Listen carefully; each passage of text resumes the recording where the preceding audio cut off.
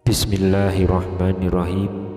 Assalamualaikum warahmatullahi wabarakatuh. Syukur alhamdulillah kita masih dipertemukan kembali di channel ini. Dan ketika video ini muncul di beranda YouTube-mu, maka ini mungkin pertanda dari Allah kepadamu. Untuk itu sempatkanlah menuliskan sholawat di kolom komentar. Semoga itu menjadi bukti cinta kita kepada Rasulullah Muhammad SAW. Semoga syafaat beliau melingkupi kita di akhirat kelak. Amin ya rabbal alamin. Allahumma salli ala sayyidina Muhammad wa ala ali sayyidina Muhammad. Harapan dan doa saya semoga saudaraku semuanya selalu diberikan kesehatan, dilapangkan rezekinya, diampuni dosa-dosanya, dan juga dipanjangkan umurnya. Amin ya rabbal alamin. Sahabat beriman yang dirahmati Allah, doa adalah untaian kata yang terangkai dengan indah dan penuh makna serta mulia karena keutamaannya. Terkandung harapan yang besar di dalam doa. Ia menjadi teman tatkala sendiri, ia menjadi pelipur lara tatkala sedang berduka, dan menjadi perisai di saat musuh mengintai.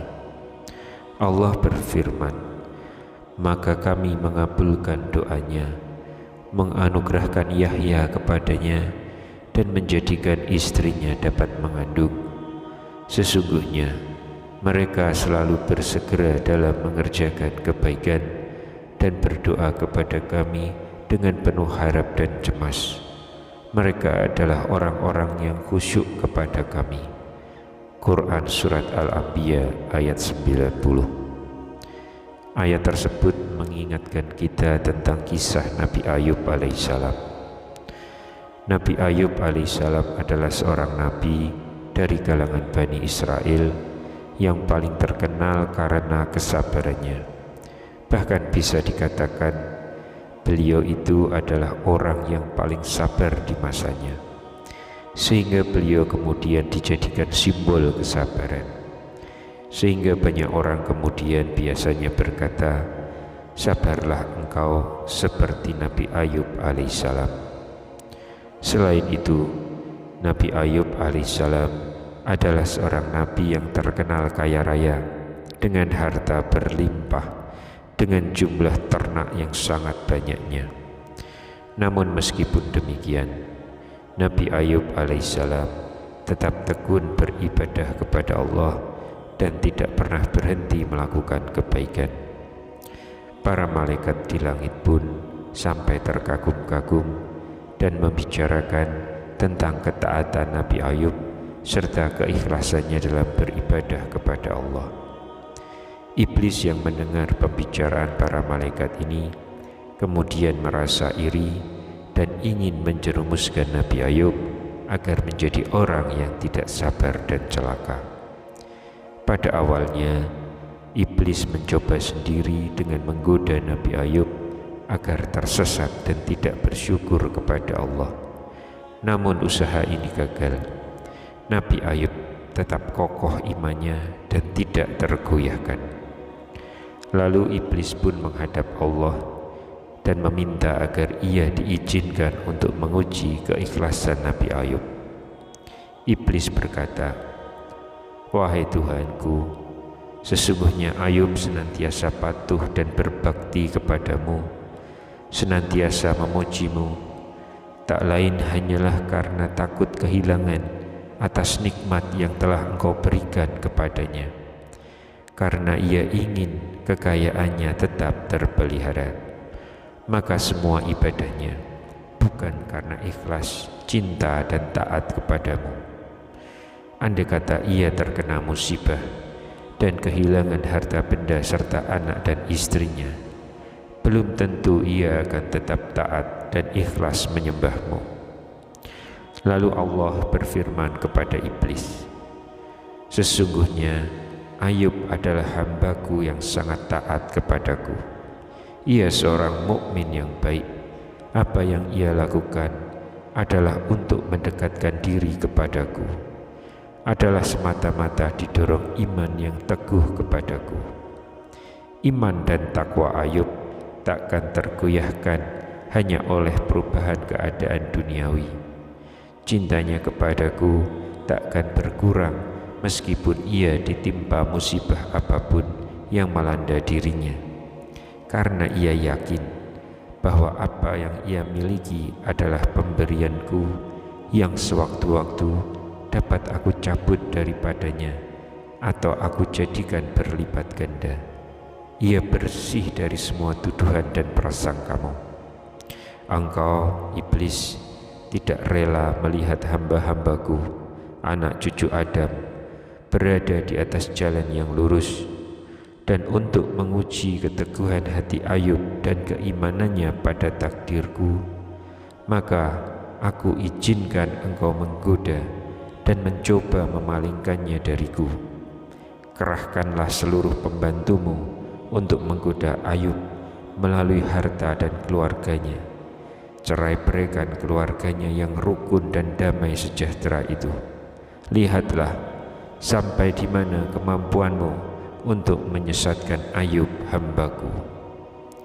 Setelah itu kemudian iblis dan para pembantunya mulai menyerbu keimanan Nabi Ayub alaihissalam. Pertama-tama mereka membinasakan hewan ternak peliharaan Nabi Ayub, lalu disusul dengan lumbung gandum dan lahan pertanian pun dibakar sampai musnah.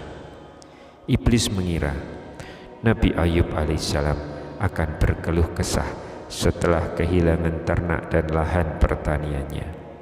Namun ternyata Nabi Ayub alaihissalam tetap berhusnuzon atau berbaik sangka kepada Allah. Segalanya ia pasrahkan kepada Allah. Harta adalah titipan Allah yang sewaktu-waktu dapat saja diambil kembali. Karena merasa gagal, maka iblis pun mendatangi putra-putra Nabi Ayub alaihissalam yang sedang berada di sebuah gedung yang besar dan megah. Iblis pun kemudian menggoyang-goyangkan tiang gedung sehingga gedung itu pun roboh dan membuat anak-anak Nabi Ayub alaihissalam pun yang berada di dalamnya meninggal dunia. Iblis pun mengira usahanya kali ini akan berhasil menggoyahkan iman Nabi Ayub alaihissalam yang memang sangat menyayangi putra-putranya. Namun sekali lagi iblis harus kecewa. Nabi Ayub tetap berserah diri kepada Allah. Beliau memang bersedih hati dan menangis, namun jiwa dan hatinya tetap kokoh dalam keyakinan bahwa jika Allah yang Maha Pemberi sudah berkehendak atas sesuatu, maka tak ada seorang pun yang akan mampu menghalanginya. Iblis yang masih belum puas kemudian meletakkan kuman di sekujur tubuh Nabi Ayub sehingga beliau menderita penyakit kulit yang sangat menjijikkan. Dan lebih parahnya lagi, para tetangga Nabi Ayub alaihissalam karena tidak mau tertular oleh penyakit Nabi Ayub, akhirnya mereka mengusir pergi dari kampung mereka, sehingga pergilah Nabi Ayub bersama istrinya Rahmah ke sebuah tempat yang sepi dari manusia. Selama 7 tahun di dalam penderitaan terus-menerus memang merupakan ujian terberat bagi Nabi Ayub dan juga Rahmah istrinya. Namun Nabi Ayub tetap bersabar dan terus berzikir menyebut asma Allah. Kemudian istri Nabi Ayub pun berkata, "Hai Ayub, seandainya engkau berdoa kepada Tuhanmu, niscaya Dia akan membebaskanmu."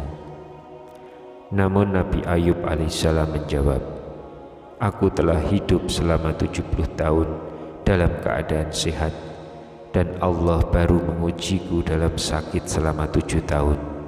Ketahuilah, itu amat sedikit dibandingkan masa 70 tahun. Kemudian akhirnya apa yang terjadi? Iblis pun akhirnya menyerah dan mengakui bahwa Nabi Ayub alaihissalam adalah Nabi Allah dengan tingkat kesabaran yang sangat luar biasa tinggi. Bagaimana tidak? Sakit Nabi Ayub itu membuat tidak ada lagi anggota badannya yang utuh kecuali jantung, hati, dan lidahnya. Dan dengan hati dan lidahnya itulah Nabi Ayub tidak pernah berhenti berzikir kepada Allah Subhanahu wa Ta'ala, sampai suatu ketika lantunan zikir Nabi Ayub dijawab oleh Allah. Lalu Allah berfirman, hantamkan kakimu ke tanah, dari situ akan memancar air, dan dengan air itu kau akan sembuh dari sakitmu. Kesehatanmu akan pulih jika kau menggunakannya untuk minum dan mandi. Sahabat beriman yang dirahmati Allah, zikir mustajab apa yang dibaca oleh Nabi Ayub alaihissalam? Rabbi anni masaniyad duru wa anta arhamur rahimin, yang artinya, ya Tuhanku, sesungguhnya aku telah ditimpa penyakit dan Engkau adalah Tuhan yang maha penyayang di antara semua penyayang. Quran Surat Al-Anbiya ayat 83. Lantas apa keutamaan membaca zikir ini? Yang pertama, pengakuan kita atas kemurahan Allah. Kemudian yang kedua, pengakuan atas Allah dengan sifatnya yang maha belas kasih kepada hamba-hambanya yang mau berdoa. Yang ketiga, permintaan untuk segera diangkat segala macam penyakit dalam tubuh kita. Yang keempat, permohonan untuk diberikan kesehatan. Lalu kapan waktu terbaik untuk berdoa? Boleh dikerjakan setelah selesai sholat agar selalu dijauhkan dari segala penyakit, atau jika kita dalam kondisi sedang sakit. Zikir ini pun bisa kita tujukan kepada keluarga, kerabat, teman dekat, sepupu, dan sebagainya.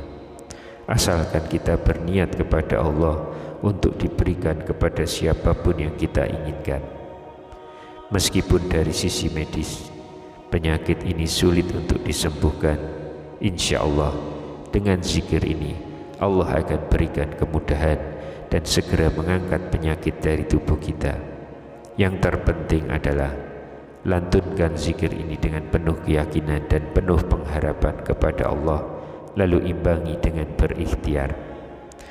Hal ini karena Allah telah berjanji melalui Quran Surat Al-Anbiya ayat 84. Maka kami mengabulkan doanya, lalu kami lenyapkan penyakit yang ada padanya. Kami mengembalikan keluarganya kepadanya, dan kami melipat gandakan jumlah mereka sebagai suatu rahmat dari kami dan pengingat bagi semua yang menyembah kami.